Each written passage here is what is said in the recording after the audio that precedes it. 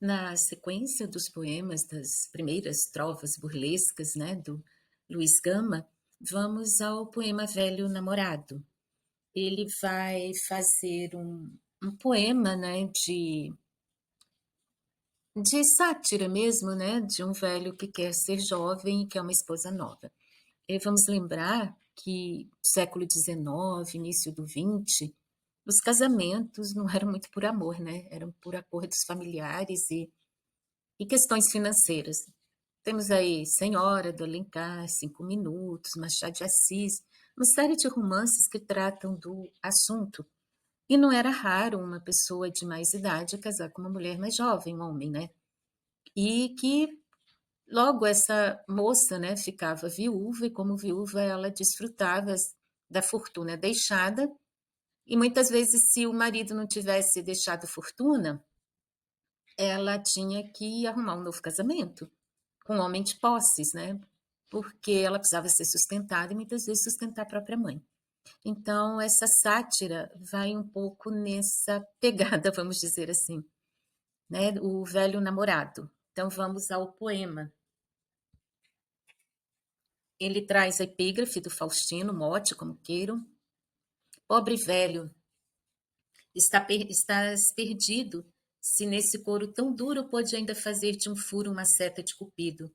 Desse mal acometido, remédio te não darão, que nessa idade a paixão, bem que assim te não pareça, é moléstia da cabeça, que não sente o coração.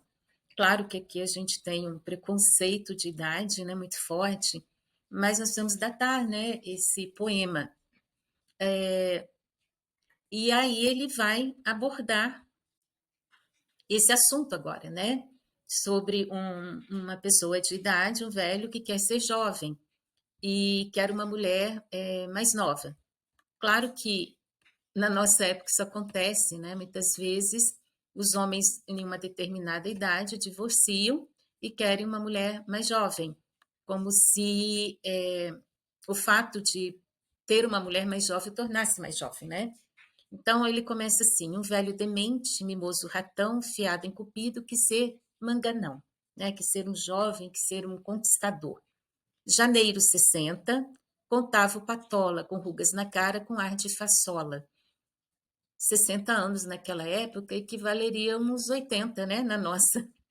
Gorducho e roliço, qual porco, cacete, cabeça de coco, nariz de pivete. Então, ele faz uma descrição bem depreciativa, né? Meio essa de Queiroz, né?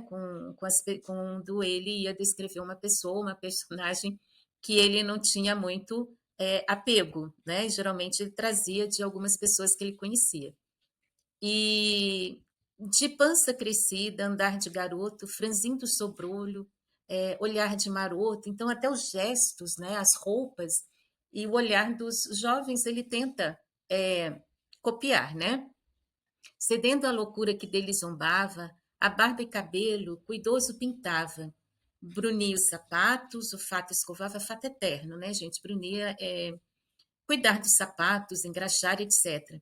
Na destra grosseira, bengala empunhava, se via a janela a mocinha dengosa, de lindo semblante e lábio de rosa, então derretido o velho lapuz saltava, gingava, qual jovem de truz. Era costume as moças realmente ficarem à janela para conquistar um marido, né? Senhora, mãe se empenhava que a Aurélia fosse à janela e tal. E ele também, como os jovens, passeava pelas calçadas olhando as moças, né? E fazendo gestos e tentando cortejar, vamos usar um termo da época, essa jovem, né? Se a bela formosa, por mofa, sorria, o pobre do punga alentos bebia. Então, se a moça olhasse e sorrisse, né, ele já acreditava que ele podia estar sendo correspondido. Assim pretendia a esposa encontrar, que a sua rabuge quisesse aturar. E chega-se o dia de amor inspirado, enfeita-se o asno, assim preparado. Então, aqui nós vamos ter uma lisonja, né, que ele recebeu talvez de brincadeira de alguém, e ele resolve pedir essa jovem em casamento, né?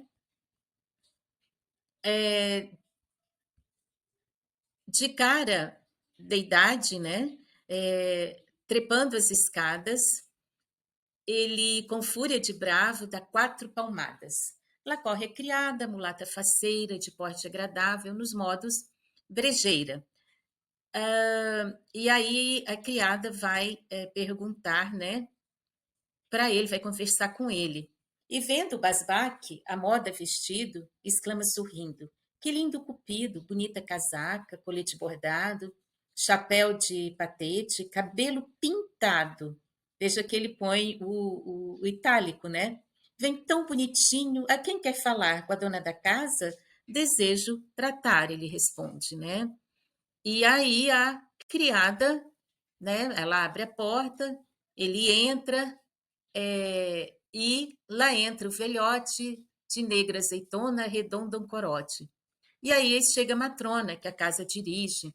Daquela visita, a dona se aflige. Ao que parece que isso não era um caso isolado, né? Porque a criada entende o que ele vai fazer e a dona da casa também. Então, parece que isso era um fato recorrente ali, né, em São Paulo, naquela época. Também vem com ela formosa menina de louros cabelos e face divina. E aí a senhora pergunta, né, o que que ele vai fazer ali, né?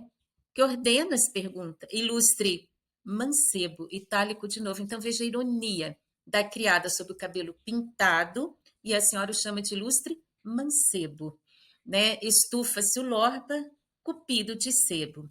Preparando a garganta, né? Ele vai fazer um discurso. E aí ele toma uma postura, à frente se põe, da prenda futura. E qual orador, em pleno auditório, o Jebus começa o seu palafrório.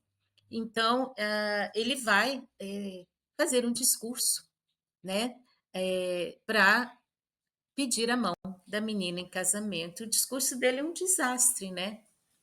Ó Vênus, pudibunda sem igual, a teus pés aqui tem este animal, que vencido de amor pelos teus gestos, curvado te apresenta os seus protestos. Vencestes do bigode a autoridade, do soldado a cruel severidade, está todo que vês tão rigiduro, em borra ficará para o futuro.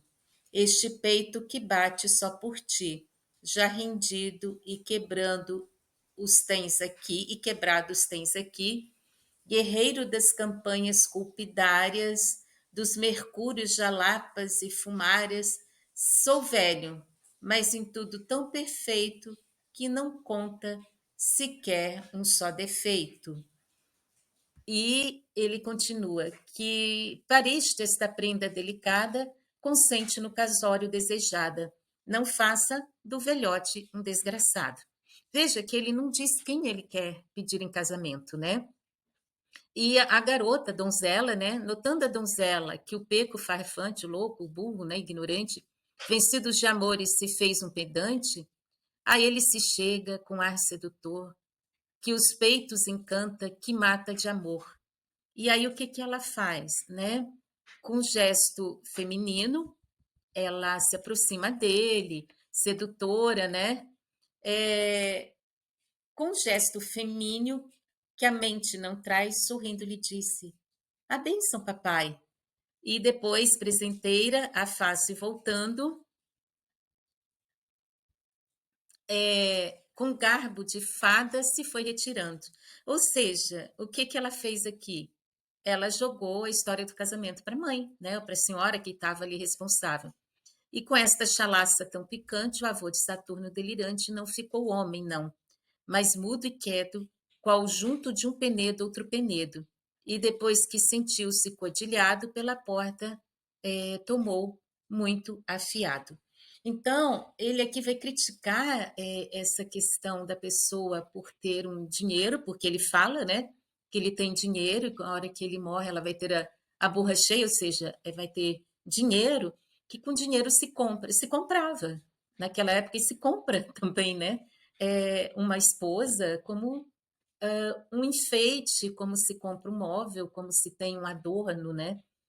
e era pela beleza, né? E como que se apresentar uma posse. Igual as pessoas compram carro, moto, homens de mais idade que têm uma boa fortuna e conseguem namoradas mais jovens, modelos, pessoas famosas, que é como um troféu, né? Eu não queria usar esse termo, mas não tem outro. É usado como um troféu. Então é isso que ele vem aqui também trazer à luz, né? O que era falsidade naquela época de uma sociedade e a que ponto se chegava, né? Para você ter aquele objeto que você queria. Então ele ridiculariza esse tipo de homem que quer ser o que não é, né? Mais jovem, pinta cabelo. Naquela época não tinha, né? A plástica, a academia e tudo mais, e vai em busca de uma mulher jovem como se procura, vai à caça, né? Vamos ao tema adequado, como se procura um troféu.